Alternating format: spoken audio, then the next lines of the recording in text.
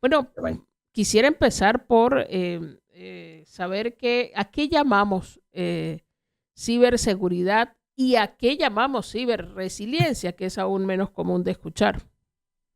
ok, bueno, mira, ciberseguridad es todas esas disciplinas que existen para proteger a las organizaciones de ciberataques. Porque ¿qué está a las organizaciones y a las personas, por supuesto?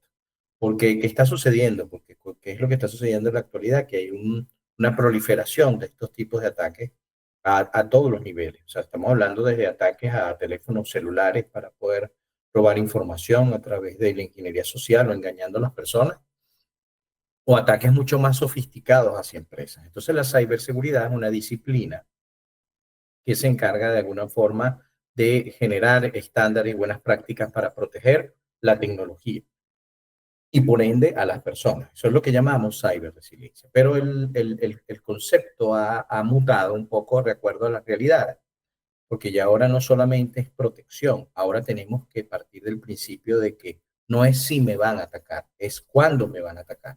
O sea, ahorita están siendo tan frecuentes los ataques que están sufriendo organizaciones y personas, es tan frecuente que de alguna manera tenemos que prepararnos incluso de si sucede hay un ataque, ¿cómo me preparo?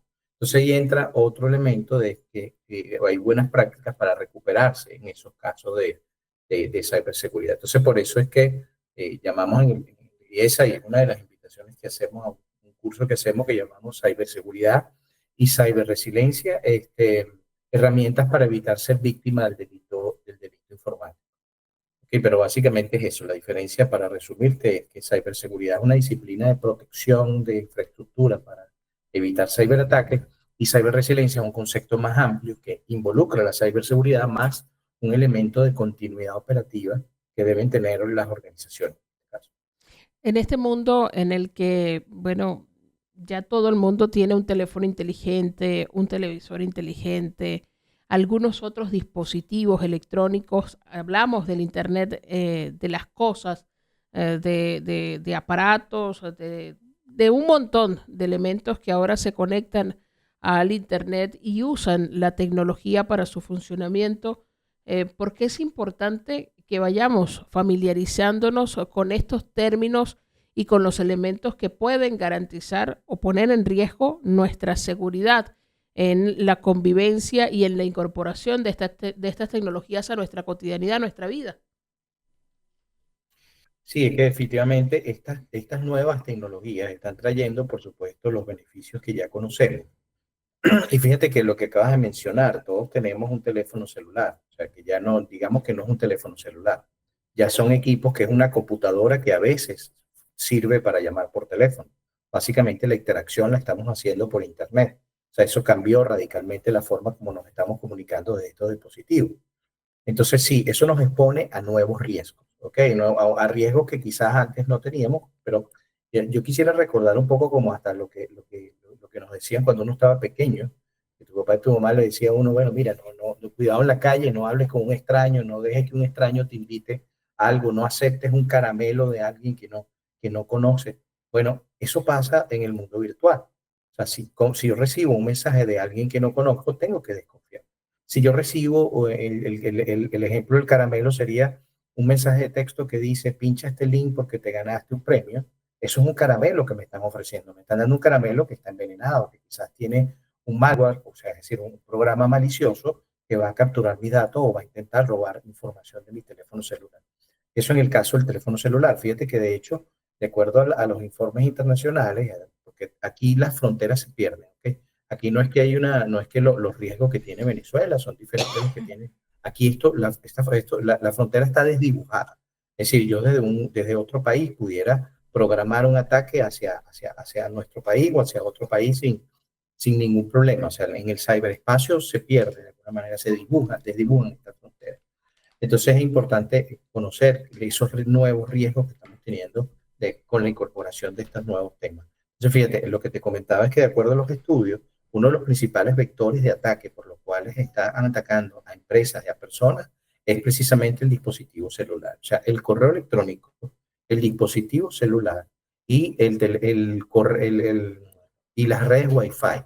Esas interconexiones que hacemos hacia redes Wi-Fi libres pueden tener de alguna manera algún tema malicioso en algunos casos. Entonces, sí, definitivamente esas nuevas tecnologías nos exponen a nuevos riesgos. Y nombraste el Internet of Things, que es la interconexión de dispositivos a Internet. También anteriormente, pero esto básicamente se usa en la industria e incluso en la domótica, en las casas, por ejemplo, que yo puedo tener una cámara o un bombillo o una lavadora conectada al Internet. Bueno, ya el hecho de conectar ese equipo a Internet los estoy exponiendo a los riesgos que tiene el Internet. ¿Cuáles son los riesgos del Internet? Que haya una interrupción, que detecten de alguna manera ese dispositivo, por ejemplo, y puedan activar una cámara de forma remota. Una cámara de mi casa pueden conectarlo de forma remota. Pero esto no quiere decir que no vamos a utilizar la tecnología. Precisamente ahí es donde surge la ciberseguridad, donde especialistas, digamos, y consultores en este tema apoyan en proteger de alguna manera a las organizaciones de manera y a las personas para que implementen elementos de seguridad. Todos los dispositivos y todas las aplicaciones tienen una opción de seguridad y privacidad. Casi nadie lee esa opción de seguridad. Hay que leerla, hay que entenderla. O sea, ahí te pregunto, ¿usted está dispuesto a compartir sus datos personales, sí o no? Entonces, es importante que consideremos eso, no que no utilizar la tecnología, no tener miedo a eso, sino hacerlo de manera responsable y segura. Dejábamos un tema pendiente, profesor, y tiene que ver con esto de cómo ir aprendiendo los límites quizás y los niveles de riesgo a los que podemos estar expuestos y con ello exponer otros espacios, otros alcances, otros ámbitos, bien sea en el espacio laboral, empresarial, familiar o institucional en el que nos desenvolvemos por nuestros hábitos y nuestras maneras de usar estos dispositivos a través de los cuales podríamos ser víctimas de algún ciberataque. Básicamente son el riesgo de que ocurra, por ejemplo, un robo de información. En el caso personal, voy a ir como en dos vías. Por el caso personal, el uso personal que hacemos de estos dispositivos, puede haber robo de información. ¿Y eso qué deriva el robo de información? Puede derivar, por ejemplo, en una extorsión. Porque imagínense que a uno lo llame a alguien, digamos, que no lo conoce, dándole informaciones sobre sus hijos o sobre dónde estudian sus hijos o qué está haciendo, y empezar, de alguna manera, a través de la voz, manejando la información obtenida, pueden de alguna manera extorsionarnos. Entonces, eso es un riesgo. El riesgo es que podemos ser objeto de una extorsión, de un secuestro, de un riesgo mayor desde el punto de vista personal por la fuga de la información que tenemos, digamos, en nuestros dispositivos. Pero fíjate, hacemos de pronto un uso un poco irresponsable de los dispositivos. Por ejemplo, el tema de las aplicaciones. Instalamos cualquier tipo de aplicación gratuita en nuestros dispositivos. Y un poco el mensaje es que no existe lo gratuito de alguna manera en estos ambientes. O sea, algo estamos pagando, bien sea que estamos compartiendo información personal para objeto de publicidad, por ejemplo. A veces nos llega publicidad que no sabemos de dónde nos llegó y quizás fue una aplicación gratuita que descargamos en nuestro dispositivo y fíjense que los dispositivos, la instalación de aplicación, lo primero que pregunta es, una de las cosas que pregunta es, ¿usted permite que esta aplicación tenga acceso a su libreta de contactos? ¿Usted permite que esta aplicación tenga acceso a su galería? Y por lo general decimos que sí. Y le estamos dando ese acceso a un tercero. Y no nos estamos dando cuenta. Quien, el mejor de los casos, lo está utilizando para enviarnos propaganda. ¿Ok? Básicamente. Pero pudiera ser un ciberatacante. Entonces, eso desde el punto de vista personal. Tenemos que tener mucho cuidado al uso responsable de esto. Y yo creo que el principio es lo que te comentaba en el segmento anterior, tratar como nos decían nuestros padres. No aceptes caramelos ni bebidas de nadie en la calle, no hables con extraños. Es decir, si yo recibo un mensaje de alguien que no conozco, no debería responder ese mensaje, debería validar la autenticidad de quién es la persona que está del otro lado. Si me mandan un link o un correo electrónico diciéndome que me gané una lotería, ese caramelo envenenado, no me lo voy a comer. O sea, no hago clic en ese link. Es un poco eso desde el punto de vista personal. Ahora bien, hablabas del tema organizacional. Esa misma situación que estamos viendo en lo personal está afectando a lo organizacional. Porque, ¿qué hacen las organizaciones? Las organizaciones, de alguna manera, implementan temas de protección de seguridad en sus sistemas porque ellos están expuestos a otros riesgos. Por ejemplo, un riesgo de secuestro de información. En la actualidad hay un ataque que se llama ransomware, que de alguna manera, a través de un malware o un software malicioso que pudo haber entrado por una máquina de una persona que trabaja en la organización, que no fue responsable de alguna manera con su uso, el uso personal de ese dispositivo, el uso de ese dispositivo, e instauró ese malware. Y entonces este programa cifra la información, hace ilegible la información de la organización al propio dueño y luego le pide un rescate. Le dice, para tú ver esta información de nuevo, tienes que pagarme X cantidad de bitcoins. Entonces, fíjate que las organizaciones están expuestas a un riesgo mucho mayor, que es la paralización de sus operaciones, derivada por un banco. Entonces, sí, definitivamente, anteriormente, los vectores de ataque eran las organizaciones, los dispositivos electrónicos, firewall, etcétera, que atacaban. Ahorita no. Ahorita los ciberdelincuentes están buscando el eslabón más débil de la cadena, que es ese dispositivo móvil o esa laptop que tiene la persona que trabaja en una organización. Es decir, están entrando a las organizaciones a través de las personas. Por eso es que es importante el tema de la capacitación a las personas en esta materia. Ahora, hemos visto algunos episodios que llaman la atención, pero que al final parecen pasar, como pasamos la página, pasan de moda y no profundizamos y no analizamos sobre lo que pudo haber originado esa situación y lo que eso supone. Voy a poner dos ejemplos muy precisos recientes en nuestro país. Uno, fuga de información de Movistar, por ejemplo, de una telefónica que tiene millones de usuarios en el país y que de pronto nos dicen un día, mira, hubo una fuga de información de datos y quedaron expuestos los dueños de todas estas líneas telefónicas sin tener mucha claridad de cuáles eran los datos exactamente que estaban expuestos, qué implicaciones puede tener eso, cómo sucede eso y por qué nos tendría que importar. Y el segundo, más reciente y más ruidoso en redes sociales, Banco de Venezuela. Sí, bueno, si cambian los saldos en las cuentas, si recuperé el dinero o no recuperé, si usé dinero que no era mío, sí. ¿Cómo ocurren este tipo de situaciones y qué debemos saber para comprender lo que significa y lo que eso implica en nuestras vidas y lo que puede implicar también a futuro? Claro, mira, fíjate, la historia de la fuga de información personal para distintos fines en nuestro país, bueno, en el mundo entero, creo yo, no es nueva, por supuesto. O sea, estamos hablando de que en nuestro país, en un puente, debajo de un puente en el centro de Caracas, se vendían CD con la información de telefónicas, de X, de cualquier bancaria. O sea, así es. O sea, nosotros hemos tenido como lamentablemente, una cultura de que esa información, la información personal es muy valiosa para los ciberdelincuentes e incluso no solo ciberdelincuentes, como te decía, de pronto gente que lo que quiere en el mejor caso es enviarte información publicitaria. Entonces esa información vale mucho. Entonces esa información, por lo general, hay varias vías por las cuales sucede esto. Puede ser por la vía de la complicidad interna, es decir, un empleado descontento, o sea, nosotros hemos manejado varias situaciones como esa, empleados descontentos, empleados que están de pronto descontentos con la información, con la organización, provocan esto, es decir, tienen acceso a la información, o sea, son personas que tienen la capacidad y el perfil dentro de la organización, porque para eso fueron contratados, para poder acceder a información de este tipo, información personal, y mal utilizan ese acceso. Toman esa información personal, la descargan en un archivo, la copian en un pendrive y la divulgan. Esa es una vía. La otra vía es por la vía de un ataque real. ¿Qué significa un ataque real? Que se vulneren las barreras de ciberseguridad de la organización. Esa es la otra vía. Ahora bien, no existe eso, o sea, hay una visión de como que, bueno, es un hacker mágico, estratosférico que ingresa a los sistemas. No. Lo primero que necesita un atacante es información. Alguien le abrió la puerta. Alguien dio una información por correo electrónico que identificó a los sistemas.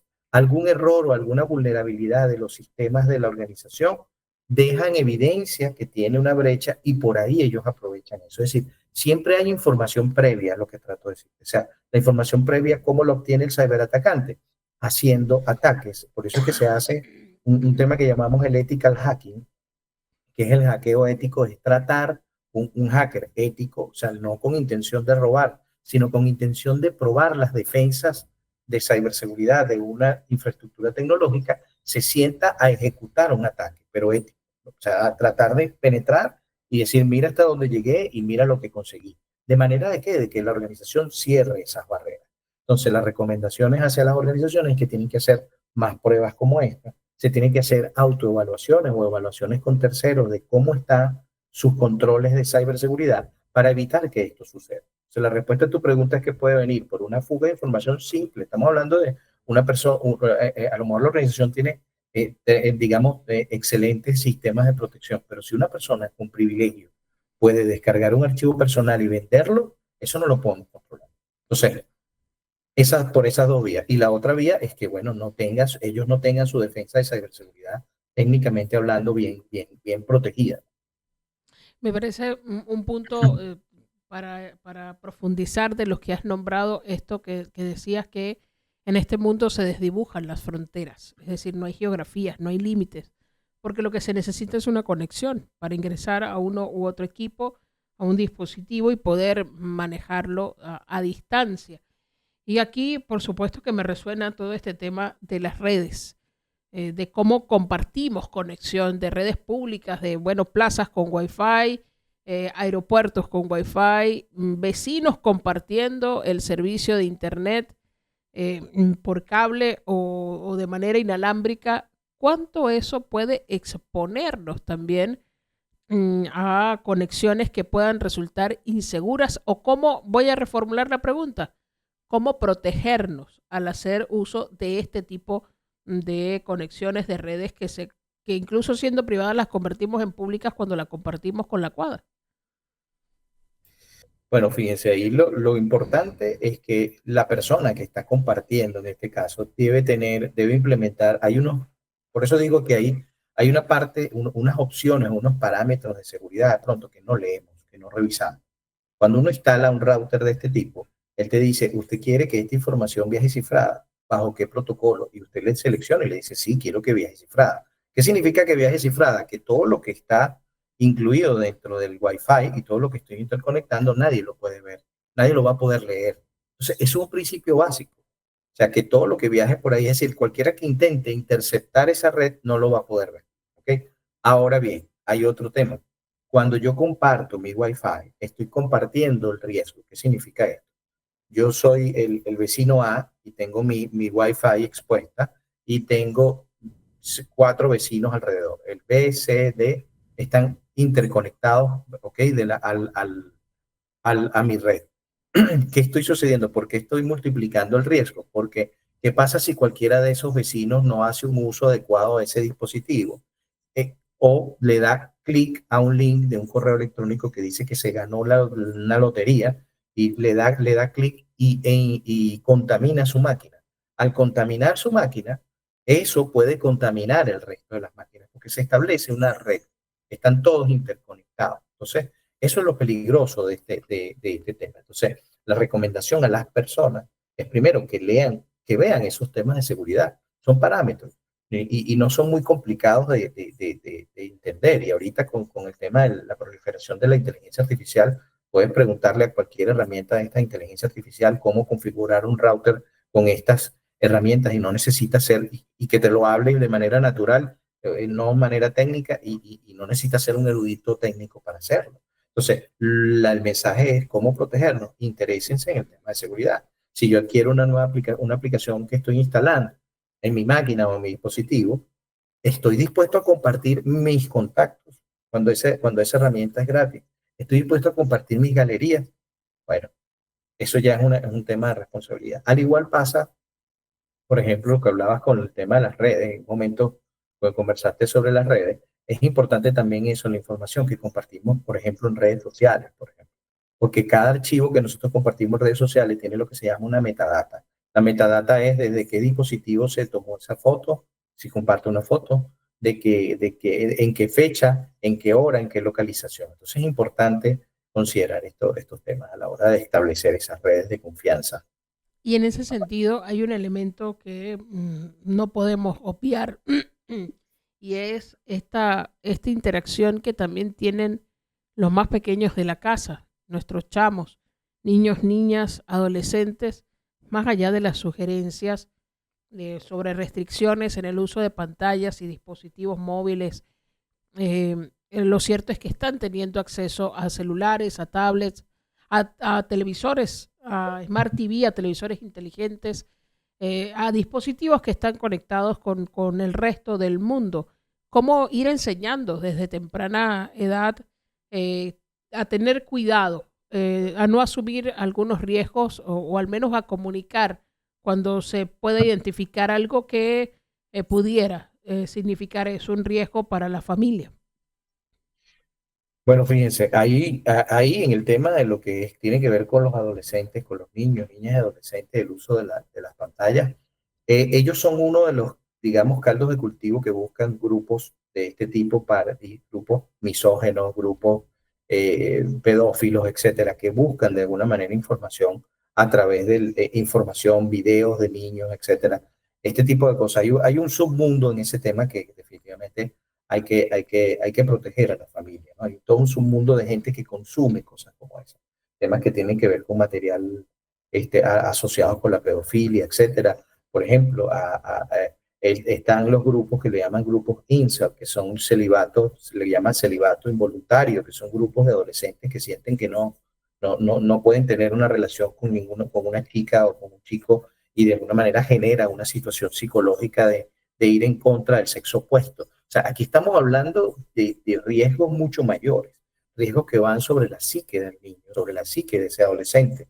Y tal cual como estos delincuentes, estos pedófilos, en este caso, que van hacia los niños, conocen que son de alguna manera unas mentes un poco más manejables, evidentemente van hacia ellas. Y eso tiene unos riesgos importantísimos en la actualidad. Y entonces es importante estar pendientes y conscientes de qué aplicaciones está consumiendo mi hijo. O sea, qué está viendo mi hijo, no descargar cualquier aplicación.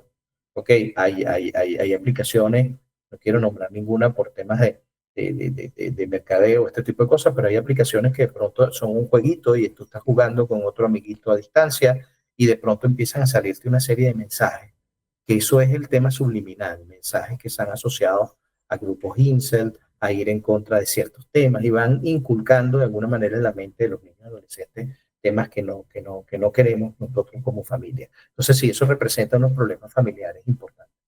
De hecho, hay una serie llamada Adolescente en Netflix, debo mencionarla porque creo que es importante que la familia tiene que verla, que habla precisamente sobre el tema de un niño que es afectado psicológicamente por un grupo de incel, celibato involuntario, y él llega a asesinar a una niña, un adolescente.